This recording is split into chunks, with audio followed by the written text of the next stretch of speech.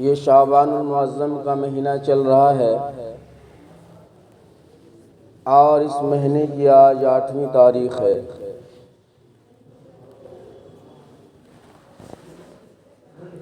اور اس مہینے کی 15ویں تاریخ کو ایک رات آتی ہے جسے شب برات کہا جاتا ہے۔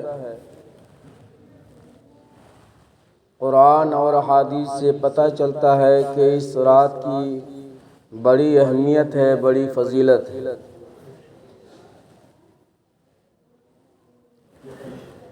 اس رات اللہ تبارک و تعالی جہنم سے بے شمار لوگوں کو آزاد فرماتے ہیں۔ اللہ کے رسول صلی اللہ علیہ وسلم نے ارشاد فرمایا کہ قبیلہ بنو کلب کے بکریوں کے بالوں کے برابر اس رات اللہ تبارک و تعالی جہنم سے لوگوں کی رہائی عطا کرتے ہیں۔ یہ عرب کے اندر ایک قبیلہ ہے، قبیلہ بنو کلب، اور ان کی اصل تجارت اور پیشہ بکری ہوا کرتی تھی۔ تو جس علاقے کا آدمی جہاں پر تقریر کرے گا، لوگوں کو سمجھائے گا، تو وہیں کی مثال دی جاتی ہے تاکہ لوگوں کو بات سمجھنے میں آسانی ہو۔ تو اللہ کے رسول صلی اللہ علیہ وسلم نے اس قبیلے کی طرف نسبت کر کے مثال دے کر لوگوں کو سمجھایا۔ اس سے مراد یہ ہے کہ بے شمار لوگوں کو جہنم سے اس دن شب برات کی رات اللہ تبارک و تعالی جہنم سے خلاصی اور آزادی عطا فرماتے ہیں۔ میرے محترم بزرگ اور دوستو، تمام مہینے اور تمام دن اور تمام ہفتے یہ سب کچھ اللہ ہی کا بنایا ہوا ہے، مگر ایک دوسرے سے آگے پیچھے اور فضیلت اور اہمیت کے اعتبار سے اور دوسرے مہینے کے مقابلے میں یہ متبرک مہینہ کیوں بن جاتا ہے؟ جبکہ شوال بھی خدا نے بنایا، ذی قعدہ بھی اللہ نے بنایا، ذی الحجہ کا جو مہینہ ہے وہ بھی اللہ کا بنایا ہوا ہے، محرم کا مہینہ بھی اللہ کا عطا کردہ ہے، اور جتنے مہینے ہیں تمام مہینے کو پورے دن کو اللہ تبارک و تعالیٰ نے پیدا فرمایا۔ اس کی اصل وجہ یہ ہے کہ جن مہینے کی نسبت کسی خاص عبادت یا کسی خاص واقعات یا کسی خاص اسلامی تواریخ کی طرف ہو جاتی ہے، تو دوسرے مہینے کے مقابلے میں اس مہینے کی اہمیت اور فضیلت بڑھ جاتی ہے۔ تو حدیث پاک میں نے شروع میں آپ کے سامنے میں پڑھی، اللہ کے رسول نے ارشاد فرمایا کہ شعبان و شہری، شعبان میرا مہینہ ہے۔ اللہ کے رسول صلی اللہ علیہ وسلم اس مہینے کو اپنی طرف نسبت فرمایا ہے کہ یہ میرا مہینہ ہے۔ والرمضان و شہر اللہ، اور رمضان یہ اللہ کا مہینہ ہے۔ تو اس اعتبار سے جن شخصیت کا جتنا اونچا مقام ہے، اس مہینے کی اہمیت اور فضیلت بھی اتنی ہی بڑی ہے۔ چنانچہ اس کے بعد جو آنے والا متبرک اور مقدس مہینہ رمضان المبارک کا مہینہ جو آ رہا ہے، یہ اس مہینے کے مقابلے میں ہزاروں لاکھوں گنا اس کی اہمیت اور فضیلت ہے، کیونکہ اس مہینے کی نسبت جو ہے اللہ کی طرف ہو گئی ہے، اور یہ جو موجودہ مہینہ جو چل رہا ہے شعبان کا مہینہ، اس کی نسبت اللہ کے رسول صلی اللہ علیہ وسلم کی طرف ہو گئی۔ اللہ کے رسول صلی اللہ علیہ وسلم نے اپنی طرف اس مہینے کی نسبت فرمائی۔ اس کو آپ مثال کے ذریعے سمجھ سکتے ہیں کہ ہر چیز جو ہے نسبت پر قائم ہے۔ کوئی بھی چیز ہے اس کے اندر بذات خود کچھ خوبی اور اچھائی نہیں ہوا کرتی، بلکہ ذات کے اعتبار سے وہ برابر ہوا کرتی ہے۔ مثال کے طور پر ایک لکڑی ہے، اور اس لکڑی سے انسان جو ہے بے شمار جو ہے سامان بناتے ہیں، لکڑی سے دروازے بھی بنتے ہیں، لکڑی سے پلنگ بھی بنایا جاتا ہے، لکڑی سے تختہ چوکی کا بھی استعمال ہوتا ہے، لوگ ٹیبل بھی بناتے ہیں اور پیڑھے بھی بیٹھنے کے لیے لکڑی کا بنایا جاتا ہے، اور لکڑی کا رحل بھی بنایا جاتا ہے جس میں ہم قرآن پاک کو رکھ کر تلاوت کرتے ہیں۔ ذات کے اعتبار سے لکڑی یہ بھی ہے جس سے ہم نے رحل بنایا، ذات کے اعتبار سے لکڑی وہ بھی ہے جس سے پلنگ بنایا، ذات کے اعتبار سے لکڑی وہ بھی ہے جس کا ہم نے پیڑھا بنایا اور یا ٹیبل بنایا یا کرسی بنایا، لیکن جو ہے اس کی نسبت کی وجہ سے ہر ایک کی قیمت اور قدر و منزلت الگ الگ ہوا کرتی ہے۔ جتنی بھی لکڑیوں سے سامان ہم نے بنایا ہے اس کی کوئی اہمیت نہیں، کوئی فضیلت نہیں، اس کو لوگ جو ہے پیر لگاتے ہیں، اس پر لیٹ کر آرام کرتے ہیں، کرسی لکڑی کا بنا دیا اس پر بیٹھ کے رہتے ہیں، لیکن اسی لکڑی سے بنا ہوا رحل ہے اگر خدا نخواستہ غلطی سے انجانے کبھی پیر لگ جاتا ہے تو ہم لوگ اس رحل کو اٹھا کر چومتے ہیں، آنکھوں میں لگاتے ہیں اور اس کو جو ہے سینہ سے جو ہے سٹاتے ہیں، لگاتے ہیں۔ تو نسبت کی وجہ سے اس چیز کا مقام اور مرتبہ اونچا ہو جایا کرتا ہے۔ تو میرے محترم بزرگ اور دوستو، یہ مقدس مہینہ ہے، اس مہینے میں اللہ کے رسول صلی اللہ علیہ وسلم بہت کثرت سے روزہ رکھا کرتے تھے، اور آپ صلی اللہ علیہ وسلم چونکہ اللہ کی طرف سے نازل کردہ انوار و برکات کو اپنی آنکھوں سے محسوس فرمایا کرتے تھے۔ یہی وجہ ہے کہ جب رجب کا چاند نظر آ جاتا، اس سے پہلا والا جو مہینہ گزرا، تو ہر نماز میں اللہ کے رسول صلی اللہ علیہ وسلم یہ دعا فرمایا کرتے تھے، اللہم بارک لنا فی رجبنا و شعبان و بلغنا رمضان۔ یا اللہ ہمیں رجب اور شعبان کا مہینہ گزار کر ہمیں رمضان تک پہنچا دے۔ آپ کی خواہش ہوا کرتی تھی کہ روزہ پتہ نہیں ہمیں نصیب ہوگا یا نہیں۔ آج ہم امت محمدیہ ہے، آج ہمارا ٹینشن بڑھ جاتا ہے کہ ایک مہینے کے بعد رمضان آ رہا ہے، کھانا پینا بند ہو جائے گا، پریشانی کا سامنا کرنا پڑے گا، اور ان لوگوں کو زیادہ پریشانی ہے جو روزہ سے کوسوں دور اپنے آپ کو رکھتا ہے، کیونکہ اس کی پریشانیاں بڑھ جاتی ہیں، کھانے میں، پینے میں، ہوٹلوں میں، چائے خانوں میں اس کی آزادی ختم ہو جاتی ہے، وہ کھلے عام آزادی طور پر کھا نہیں سکتا ہے، لوگوں کے سامنے میں اظہار ہو جائے گا کہ یہ روزہ نہیں رکھا ہے، پریشانی بڑھ جاتی ہے، چونکہ رمضان کی اہمیت اور منزلت کو ہم جو ہے نہیں جانتے، اور اللہ کے رسول صلی اللہ علیہ وسلم کے نظر میں، نگاہ میں جو اس کی اہمیت تھی، اسی لیے 2 مہینہ پہلے سے بے قراری سے آپ جو ہے انتظار کیا کرتے تھے رمضان المبارک کے مہینے کا۔ لیکن جب یہ مہینہ آ جاتا ہے، شب برات والا مہینہ، شعبان کا مہینہ، تو آپ صلی اللہ علیہ وسلم کی طبیعت مبارکہ اس طرح خوشی سے جو ہے، اس طرح آپ کی طبیعت میں بہار آ جاتی، گویا کہ آپ کے لیے موسم بہار آ گیا، بہت خوش خرم رہا کرتے تھے آپ صلی اللہ علیہ وسلم، اور لگاتار روزہ رکھا کرتے تھے۔ بعض روایت میں آتا ہے کہ 10 دن، 15 دن آپ جو ہے اس مہینے میں روزہ رکھا کرتے تھے، اور بعض روایت میں یہ بھی آیا کہ کبھی کبھی آپ نے اپنی زندگی میں جو ہے اس طرح روزہ رکھا ہے کہ مکمل 2 مہینہ روزہ لگاتار رکھ دیا، پورے شعبان کا روزہ اور رمضان کا روزہ ملا دیا ایک ساتھ، مگر امتی کو منع کیا اس چیز پر عمل کرنے سے۔ امتی کا ایمان بھی اس درجے کا نہیں ہے، امتی کا جو ہے طاقت اور قوت بھی اس درجے کا نہیں ہے۔ اگر ہم نفل کے چکر میں پڑیں گے تو اصل روزہ جو رمضان کا آ رہا ہے اس میں جو ہے کمزوری پیدا ہو جائے گی، بیماری لاحق ہو جائے گی، اور پھر ہم جو ہے اصل روزے سے جو ہے محروم ہو جائیں گے۔ اس لیے حکم دیا گیا ہے کہ شب برات کے موقع پر تمہیں جو ہے 3 کام کرنا ہے، صرف 3 کام کرنا ہے، اور یہ تینوں کام کو ہم واجب اور فرض اور ضروری نہ سمجھ کے کریں۔ یہ کوئی اللہ کی طرف سے فرض نہیں ہے، واجب نہیں ہے۔ بہت سارے لوگوں کے مزاج میں یہ بات آتی ہے کہ شب برات میں اگر کوئی روزہ نہیں رکھتا ہے تو وہ اسے جو ہے مایوب سمجھتا ہے کہ یہ روزہ نہیں رکھا ہے، شب برات ہے، روزہ نہیں رکھا، یہ کھا پی رہا ہے۔ یہ کوئی ضروری نہیں، بلکہ یہ مستحب ہے، سنت ہے۔ تو 3 کام ہمیں شب برات کے دن کرنے ہیں۔ شعبان کی جو 15ویں تاریخ کی جو رات آئے گی اس میں ہمیں جو ہے 3 کام کرنے ہیں۔ اس کے علاوہ اگر ہم کچھ کام کرتے ہیں اپنی طرف سے اضافہ کرتے ہیں تو اگر وہ دنیاوی معاملات ہے تو اس کا تو شریعت سے کوئی لینا دینا نہیں ہے، کچھ بھی آپ کر سکتے ہیں۔ لیکن اگر آپ جو ہے دین سمجھ کر شب برات کو ذہن و دماغ میں رکھ کر آپ کر رہے ہیں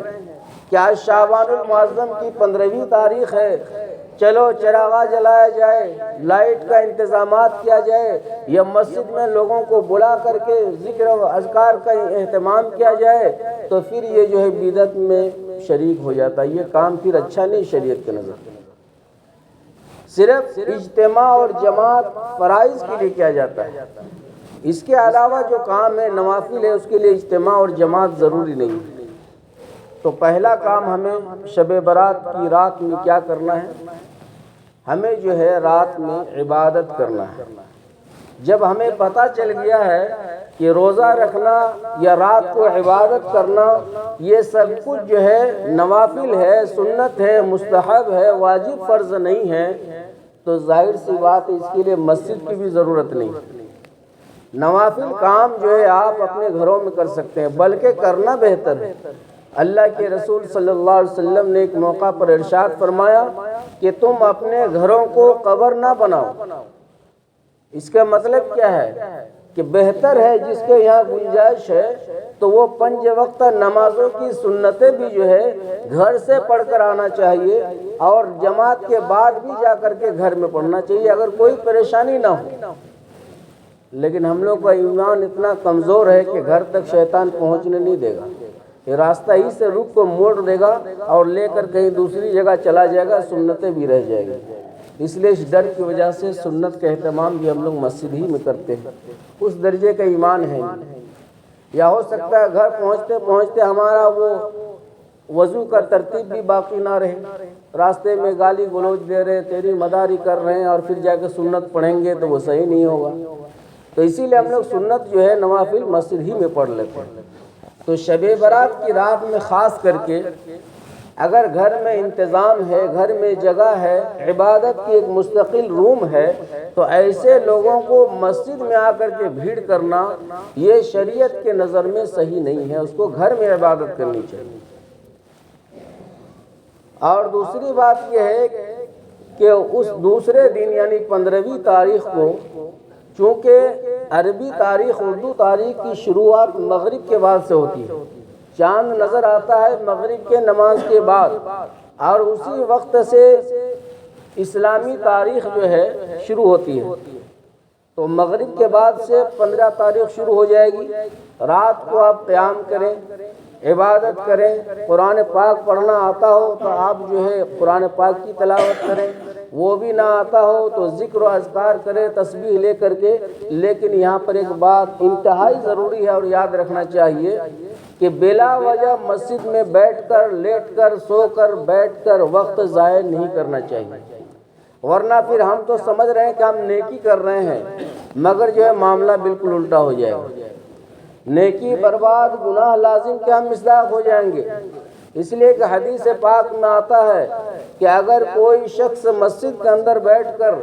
دنیاوی بات چیت کرتا ہے، ادھر ادھر کی بات چیت کرتا ہے، تو اس کا گناہ نامہ اعمال سے ایسے ہی صاف ہو جاتے ہیں جیسے کہ استورے سے سر کا بال صاف ہو جاتا ہے۔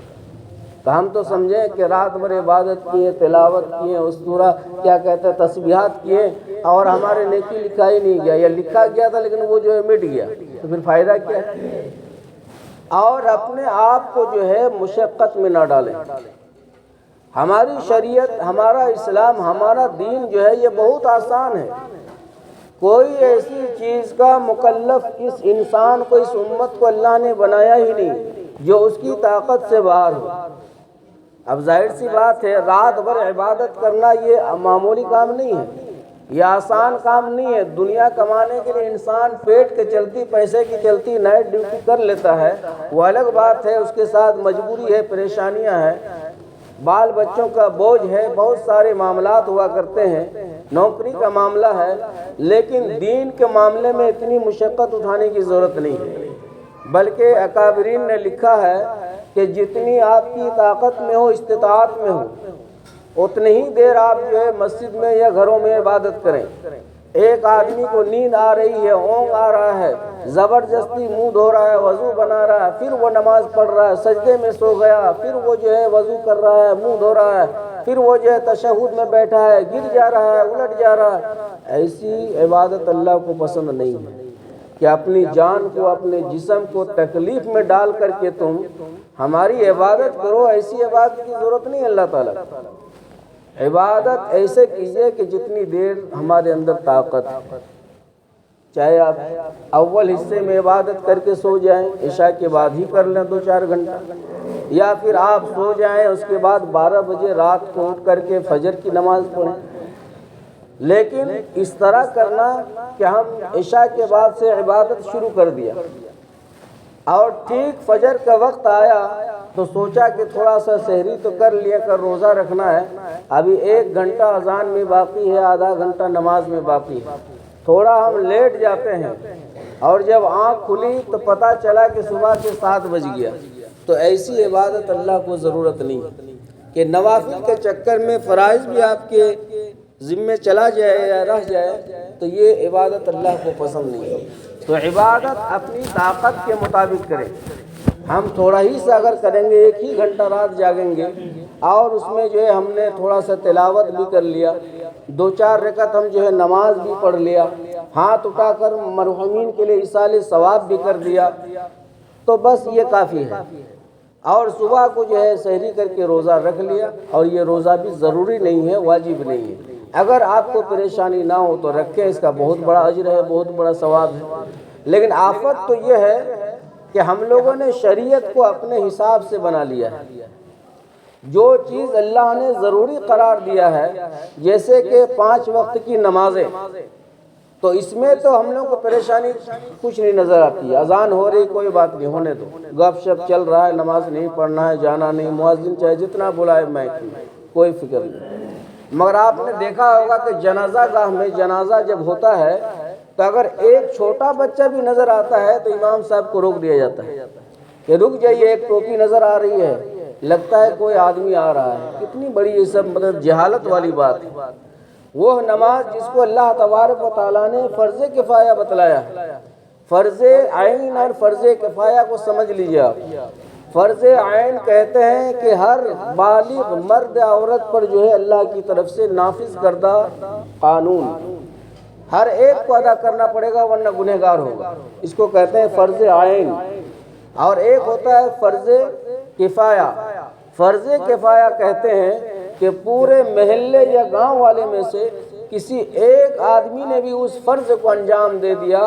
تو انشاءاللہ وہ تمام بستی والوں کی طرف سے ادا ہو جائے گا۔ تو جنازہ کی نماز کیا ہے؟ فرض کفایہ ہے۔ شہروں میں دیکھا میں نے کہ اس چیز کا اہتمام نہیں کیا جاتا۔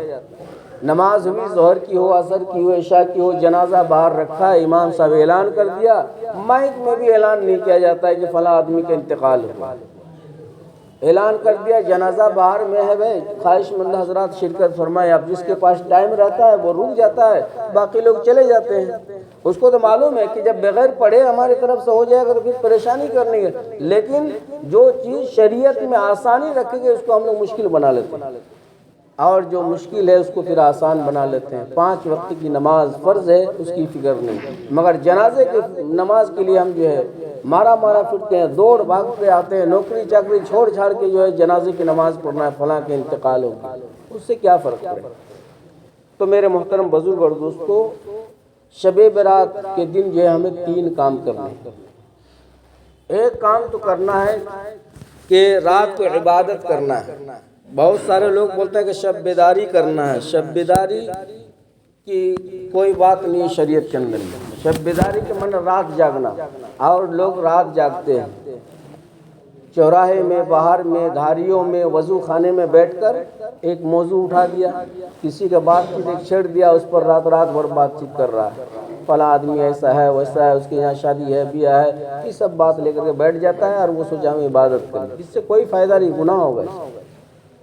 تو رات کو عبادت کرنا، چاہے وہ نماز پڑھیے، تلاوت کیجئے، ذکر و اذکار کیجئے، جتنی دیر آپ کے بس میں ہے اپنا اتنی دیر کیجئے، اس کے بعد گھر جا کے آرام کیجئے۔ اور دوسرا کام جو ہے دوسرے دن اگر ہو سکے کوئی پریشانی نہیں ہے، کوئی بھاری کام آپ کے ذمے نہیں ہے، گھر پر ہے یا آرام کی نوکری چاکری آپ کا ہے، تو آپ روزہ رکھ لیں، یہ اچھی بات ہے۔ اور تیسرا کام یہ ہے جو بہت اہم ہے، جو ہمارے مرحومین ہیں، ہمارے باپ دادا عزیز و اقارب رشتہ دار دنیا میں نہیں ہیں، چلے گئے ہیں، اس سنہرے موقع پر ان کو یاد کر لیا کریں، دعا کرنا چاہیے ان کے لیے۔ اب اس میں بھی دو کوالٹی ہے، اللہ تبارک و تعالیٰ چونکہ ہر جگہ حاضر و ناظر ہے، موجود ہے، قبرستان جانا جماعت بنا کر کے یہ بھی ضروری نہیں، یہ بھی شریعت کے خلاف ہے، چونکہ حضور صلی اللہ علیہ وسلم کے وقت میں اس طرح کی کوئی مثالیں نہیں مل رہی ہے کہ ہمارے نبی نے بھی شب برات میں 10-20 آدمی کو لے کر کے قبرستان گیا ہو، بلکہ حدیث پاک میں کیا آتا ہے، اما عائشہ رضی اللہ تعالیٰ عنہ فرماتی ہیں، روایت کرتی ہیں کہ شب برات کی رات مجھے معلوم نہیں تھا کہ آج شب برات ہے، آقا صلی اللہ علیہ وسلم میرے گھر میں تشریف فرما تھے، جب رات کا آدھا حصہ گزر گیا تو وہ تو لائٹ والا زمانہ تھا نہیں، اندھیرا ہوا کرتا تھا، ضرورت پر جو ہے لوگ چراغ جلایا کرتے تھے روشنی لینے کے لیے، تو میں نے ہاتھ سے ٹٹول کر دیکھا دائیں بائیں کہ آپ بچھونے پر جو ہے بستر پر نہیں، تو میں گھبرا گئی کہ آدھی رات میں آپ صلی اللہ علیہ وسلم کہاں چلے گئے، تو میں جیسے اپنے چارپائی سے اتری تو میرا پیر آپ کے جسم سے ٹکرایا، پھر میں نے لائٹ جلا کر دیکھا کہ آپ صلی اللہ علیہ وسلم عبادت کر رہے ہیں، پھر آپ صلی اللہ علیہ وسلم بغل ہی میں مسجد نبوی کے قریب جو ہے جنت البقیع ہے، جہاں پر انبیاء اور جو ہے حضور صلی اللہ علیہ وسلم اور ان کے اصحاب جو ہے مدفون ہیں، وہاں پر جا کر آپ صلی اللہ علیہ وسلم بخشش کی دعائیں کر رہے ہیں۔ تو اس میں کہیں نہیں پتہ چلتا ہے کہ آپ صلی اللہ علیہ وسلم مسجد میں جا کر رات بھر جگہ عبادت کیا یا قبرستان 10-20 آدمی کو ساتھ میں لے کر گئے اور ایصال ثواب کیے، ایصال ثواب آپ کہیں سے بھی کر سکتے ہیں۔ اب قبرستان جانے کا مقصد کیا ہے؟ اس لیے بتایا گیا قبرستان جانے کا مقصد یہ ہے کہ اس سے جو ہے موت یاد آتی ہے، لیکن موت یاد کب آئے گی؟ جب اس طرح ذہن بنا کر ہم جائیں گے تب۔ آج کل تو دیکھا جاتا ہے کہ ہمارے نوجوان مٹی دینے بھی جاتے ہیں تو وہاں پر بھی جو ہے تیری مزاری ادھر ادھر کی بات کرتے ہیں، تو موت کہاں سے یاد آئے گی؟ کھلکھلاتے ہنستے بولتے نظر آتے ہیں، تو مقصد فوت ہے۔ اس لیے قبرستان جانا بھی ضروری نہیں ہے، بلکہ آپ گھر کے اندر مسجد کے اندر بھی اپنے مرحومین کے لیے جو ہے ایصال ثواب کر دیں، ہاتھ اٹھا کر ان کی بخشش اور مغفرت کے لیے اگر آپ دعا کر دیں تو انشاءاللہ وہ دعا، وہ بخشش، وہ مغفرت اللہ کے یہاں پہنچ جائے گا۔ تو میرے عزیز و بزرگ اور دوستوں، یہ 3 کام اللہ کے نبی صلی اللہ علیہ وسلم نے ارشاد فرمایا کہ شب برات کے موقع پر یہ 3 کام کر لینا۔ ایک تو رات کو عبادت کرنا ہے، دوسرے دن کا روزہ رکھنا ہے اگر سہولت ہو، اور مرحومین کے حق میں جو ہے ایصال ثواب کرنا ہے، ان کی بخشش اور مغفرت کی دعا کرنا۔ تو یہ مہینہ بڑی متبرک اور بابرکت مہینہ ہے، اور اس کے بعد جو آنے والا مہینہ ہے وہ تو انتہائی مقدس اور بابرکت مہینہ ہے، جس کی بے شمار فضیلت ہے۔ اللہ تبارک و تعالیٰ اس مہینے میں نیکیوں میں اضافہ کر دیتے ہیں۔ ایک نیکی اگر ہم کریں گے رمضان کے مہینے میں تو اس کو اللہ تعالیٰ 70 سے بدل کر جو ہے نیکی عطا فرماتے ہیں اپنے بندوں کو۔ اس لیے میرے محترم بزرگ اور دوستو، ابھی سے ہم مزاج بنائیں اور اس رات کی قدر کریں۔ اللہ تعالیٰ ہم سب کو ان باتوں پر عمل کرنے کی توفیق عطا فرمائے۔